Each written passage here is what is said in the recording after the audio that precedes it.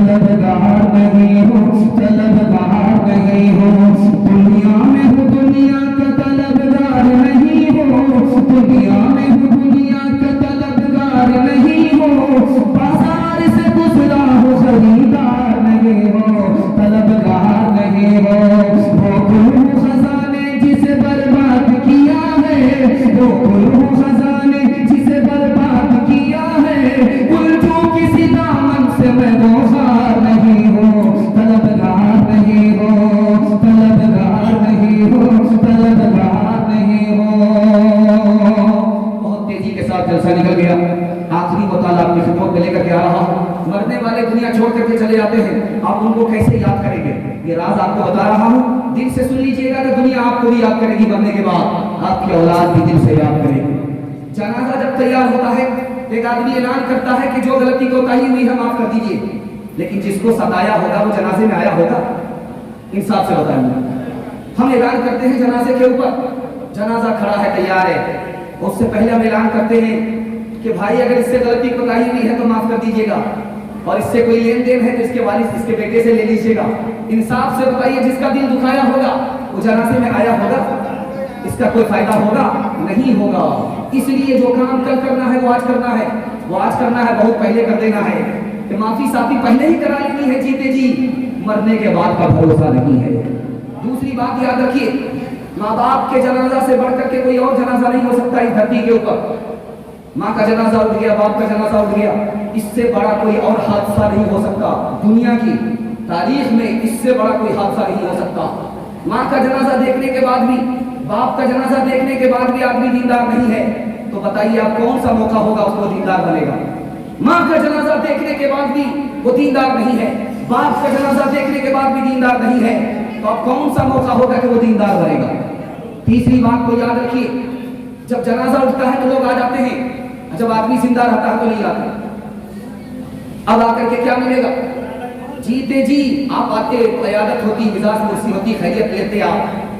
جب آدمی بیمار تھا تو اس میں آئے نہیں، جب ایک آدمی انتقال کر گیا تو 2 مٹھی آپ مٹی دینے کے لیے آئے، کیا حاصل ہوا؟ اس لیے 2 مٹھی مٹی دینا تو بعد میں ہے، لیکن جب وہ زندہ رہے ان کی خبر خیریت لیتے رہنا۔ آپ کیسے دوسرے کو یاد رکھیں گے؟ دوسرے کی جان کی حفاظت کیجئے۔ آپ دوسرے کو کیسے یاد کریں گے؟ اس کے مال کی حفاظت کیجئے۔ دوسرے کو کیسے یاد کریں گے؟ غلطی ہو جائے معاف کر دیجئے۔ دوسرا مصیبت میں ہے اس کی مدد کیجئے، اس سے نفرت نہ کیجئے، محبت کیجئے۔ چوتھی بات کو یاد رکھیے، میں آپ کو سنانے کے لیے جا رہا ہوں۔ قبرستان کو آپ نے دیکھا ہوگا، وہاں کوئی نہیں جاتا ہے، مردہ کسی کو کچھ نہیں دیتا، مردہ کچھ نہیں کسی کو دیتا۔ سنسان جگہ ہے، قبرستان ہے، وہاں پر مردہ کسی کو کچھ نہیں دیتا، جو بھی جاتا ہے خالی ہاتھ واپس آتا ہے۔ حدیث میں کہا گیا کہ اپنے گھر کو قبرستان مت بناؤ۔ قبرستان بنانے کا 2 مطلب ہے، جس طرح مسجد میں نماز ہوتی ہے اپنے گھر میں بھی نماز پڑھا کرو، ورنہ قبرستان اور تمہارا گھر دونوں برابر ہو جائے گا۔ جس طرح قبرستان ویران ہے اسی طرح تمہارا گھر بھی ویران ہو جائے گا۔ اور آخری بات بتائیے، اگر تمہارے گھر کوئی آ جائے اس کو کھانے کی چیز کھلا دیا کرو، اس کو پینے کی چیز پلا دیا کرو۔ اگر اتنے بڑے بخیل ہو گئے، کنجر ہو گئے، مکھی چوس ہو گئے، آنے والے کو کھلایا بھی نہیں، آنے والے کو پلایا بھی نہیں، تو اس کا مطلب ہوا کہ قبرستان کا مردہ اور تم دونوں برابر ہو گئے۔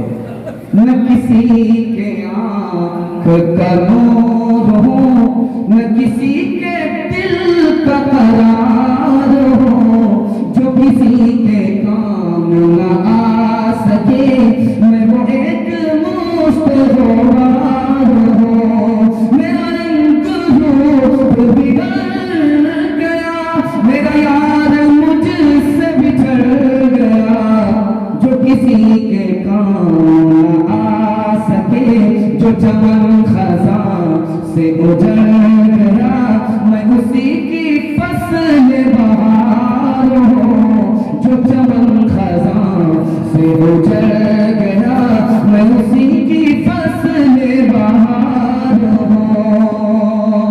اپنے مردے کو آپ کیسے یاد کریں گے؟ 4 راستے ہیں۔ انشاءاللہ آپ اپنے مرحوم کو یاد کیجئے، آپ کی اولاد آپ کو بھی یاد کرے گی۔ دھیان سے سنیے گا، ہمارے 4 دشمن ہیں، 4 دشمن سے آپ اپنے کو بچا لیجئے، آپ یہاں بھی کامیاب ہو جائیں گے، وہاں بھی کامیاب ہو جائیں گے۔ پہلا دشمن کون ہے؟ شیطان ہے۔ شیطان ایمان کا دشمن ہے۔ ایمان لے کر کے نکل جاتا ہے۔ دوسرا دشمن کون ہے؟ ہمارا یہ نفس ہے، ہم کو ہر وقت برائی کے لیے آمادہ کرتا رہتا ہے، اس دشمن سے اپنے کو بچا لیجیے۔ تیسرا دشمن نافرمان دوست ہے جو جوئے میں، شراب میں، دارو میں ہمیں لگائے ہوا ہے۔ 5 آدمی سے آپ دوستی کریں گے، دین سے لے کر کے دنیا تک آپ برباد ہو جائیں گے۔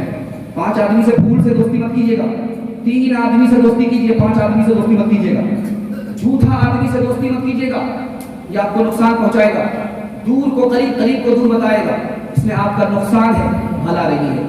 بے وقوف آدمی سے دوستی مت کیجیے گا، وہ آپ کو فائدہ پہنچانے کے بجائے نقصان پہنچائے گا، بے وقوف سے دوستی مت کیجیے گا۔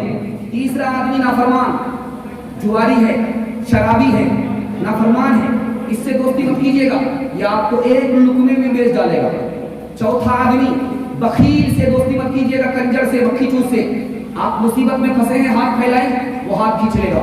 5واں آدمی جس سے دوستی کرنے پر آپ کو نقصان ہوگا، جو بھائی بھائی کو لڑاتا ہے، رشتہ دار کو آپس میں لڑاتا ہے، انسان کو انسان سے لڑاتا ہے، مسلمان کو مسلمان سے لڑاتا ہے، ہندو مسلمان کو آپس میں لڑاتا ہے، لڑانے والے سے دوستی مت کیجیے گا، وہ تو خود برباد ہے، آپ کو بھی برباد کر دے گا۔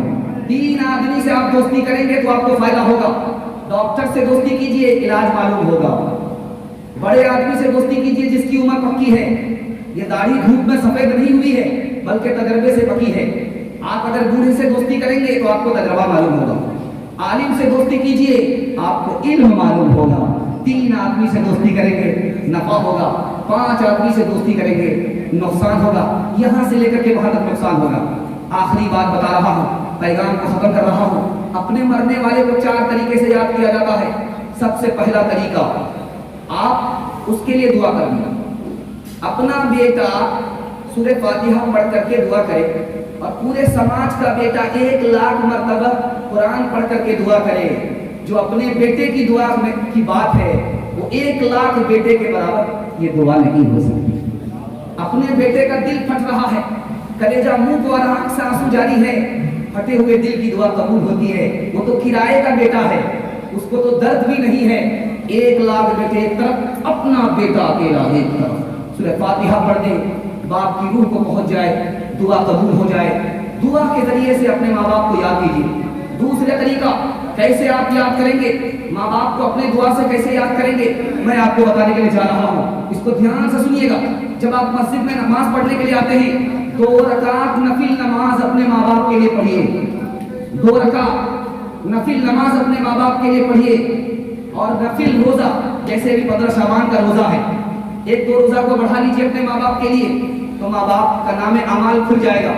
آپ نے ادھر ان کے نام سے روزہ رکھا، نام اعمال کھل جائے گا، وہاں پہنچ جائے گا۔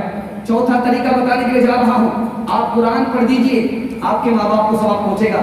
آخری طریقہ بتانے کے لیے جا رہا ہوں، قربانی کا مہینہ آ جائے، نفل قربانی اپنے ماں باپ کی طرف سے کر دیجئے، عمرہ کرنے کے لیے کسی کو بھیج دیجئے، حج کرنے کو بھیج دیجئے۔ آپ کے والد مرحوم کا نام اعمال بند بھی ہے تو بھی اللہ کھول دے گا۔